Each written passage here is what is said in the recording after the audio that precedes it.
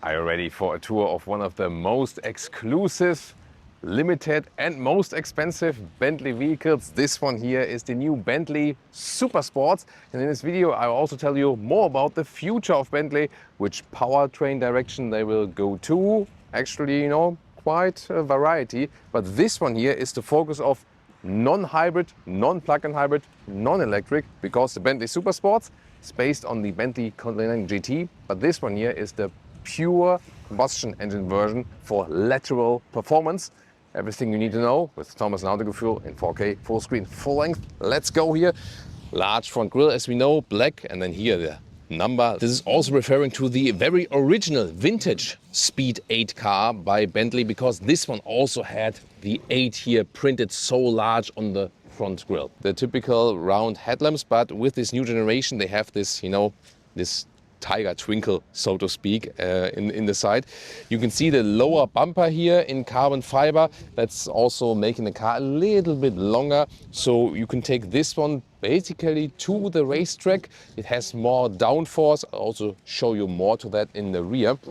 The wheelbase is the same, but as I said, the overall length is a little bit longer than the standard version. 22-inch wheels, forged ones, developed together with Manthey Racing, and you can also see tires, so you can actually take this one to the racetrack if you like.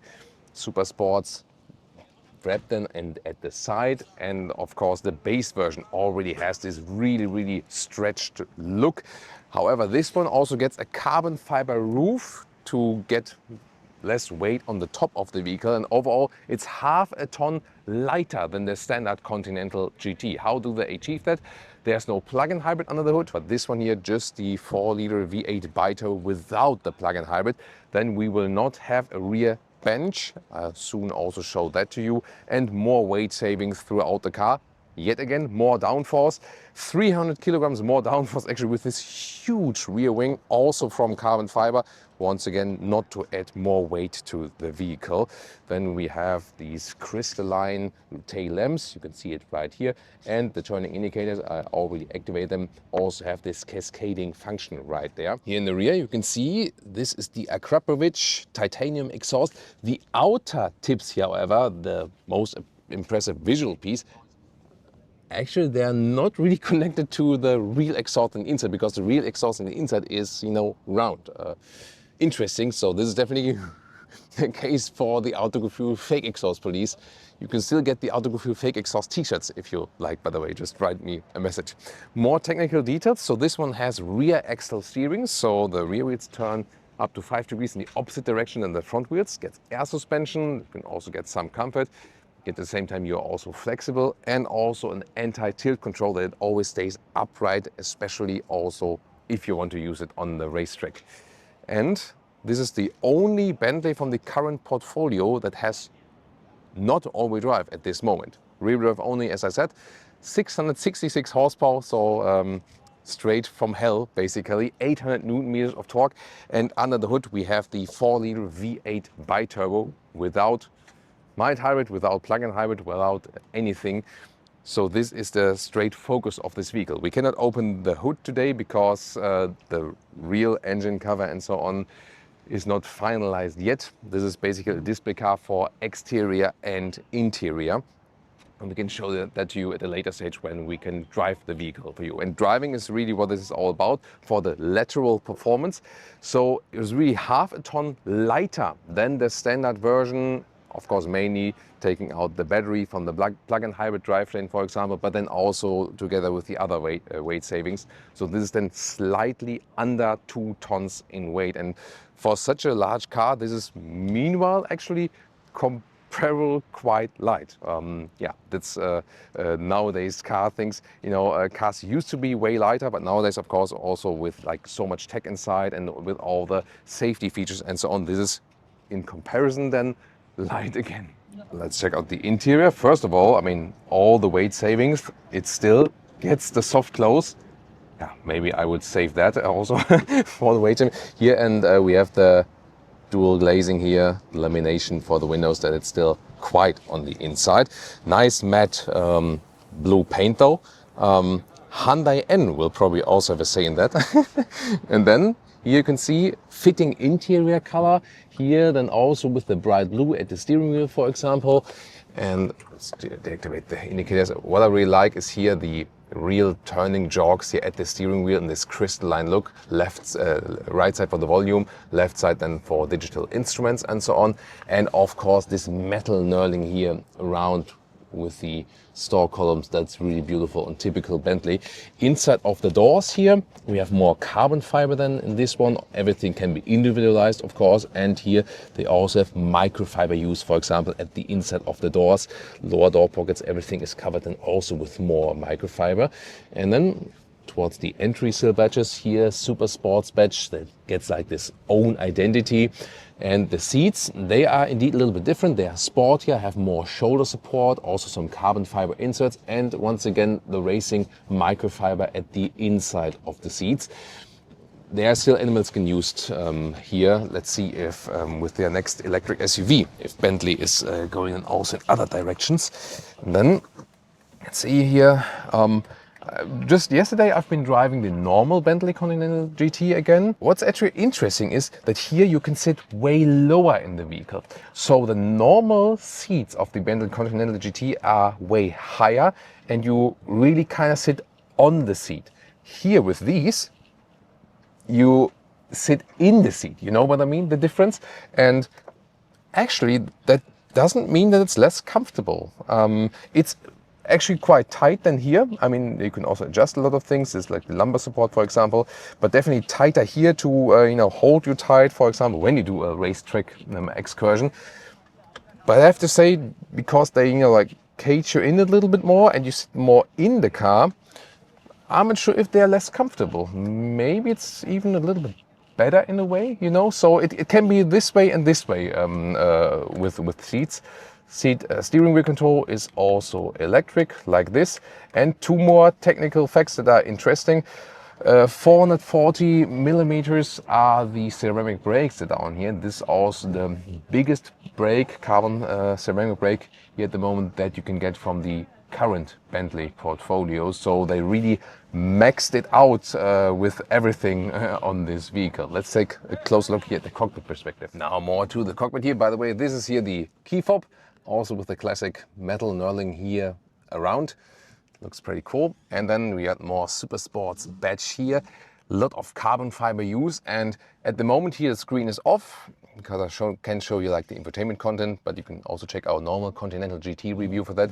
And when you have this flipping around stuff, you maybe remember it from the normal review where you can have the screen, but you can also have the decoy element right there, or also these analog gauges. And the decoy element is then in the middle also, if you want that here, this carbon fiber. Then the typical analog clock that is also staying here with the SuperSports. Also pretty cool here once again with how we can put in and out the air vents right there to keep some of the classic style. And here also the nice sound of the temperature gauges. Temperature and also the vent strength. So you click this one here and then you can change the vent strength and you have these nice clicking sounds. There are maybe some screwdriver sounds in the background because they're still building the stage here for this exclusive premiere of this vehicle. So I know this has been shown once before. I think there was a New York event or something, but this was the first chance we got to actually explore the car for you then. And they are also showing that then here today for the first time to a wider audience. Then here in the middle part, you have the start-stop button. And this is also where you select the driving modes between Bentley, Sport, Touring and Custom. This one then also optimized for the sportier performance. Here, look at that. Slow opening then for the cup holders. Here we have then an emergency switch off. This is always the same for pre-production cars, at least that they always need that actually. And then we have a 12-volt power supply right there, USB-C chargers and inductive charging pad. This goes a little bit further in there. It seems also to be open in this case. In the normal versions also closed like that. And you can see once again with the seats, that they have some carbon fiber in there and the shoulder support. But I really have to say, maybe I even feel more, cozy in these special sport seats than in the normal seats. What I can also show to you is the rear bench. There we go. You can also see something from that. because there is no rear bench. This is also where they saved some weight. Carbon fiber insert here, everything, super sports stitching, and where they created some, let's say, cubby holes to put more stuff in there. The trunk we can also not show you today, but the trunk is the same volume actually than in the normal version. However, yeah, you've maybe also seen in the normal review, the trunk is pretty much limited, even more so with the convertible. This here, of course, the Coupe. This is also only sold as the Coupe for now, at least, because in a sporty sense, the Coupe makes more sense to get more stiffness for that whole chassis, definitely. We had like a little bit of a convertible focus in our full driving review. And just yesterday, we've been driving a special version of the Continental GT. You've already seen it in some of the earlier shots, because that one has like a special dual tone paint, where in the front you have a different paint than in the rear, and this is handmade in about 60 hours. And they start, you know, with like a separate paint, and then they really handcraft their transition between that. So this is really, really interesting. And the drive, of course, is really smooth with the normal version. So like looking forward to how the drive is with this one, if it's maybe too stiff, or if they also found a good compromise with that. What I also like here is this large shifting lever. This also has this classic Bentley styling. ZF 8-speed automatic gearbox, by the way. The only thing you cannot expect from this Super Sports version here is the quickest acceleration, because this one here accelerates in 3.7 seconds, 0 to 100 kilometers an hour. Whereas the normal base version, like the plug-in hybrid version, is half a second quicker. The reason is this one has only rear-wheel drive, and it also does not have the electric support. So this one here at 666 horsepower, whereas the base version has 600 horsepower from the combustion engine. However, then combined with the electric motor has over 780 horsepower. So this is the difference, but it was not the focus of this vehicle. The focus of this vehicle was lateral performance, you know, going left and right.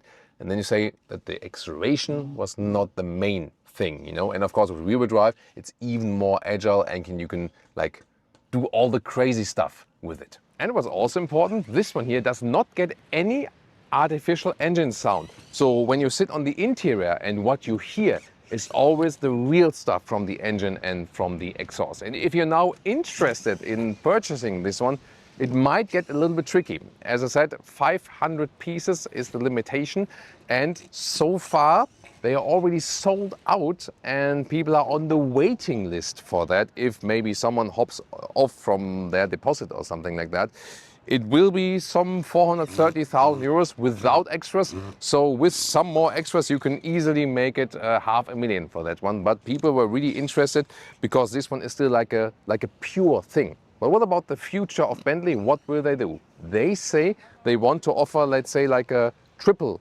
drivetrain offering. So the pure non-hybrid stuff, as we can see right here.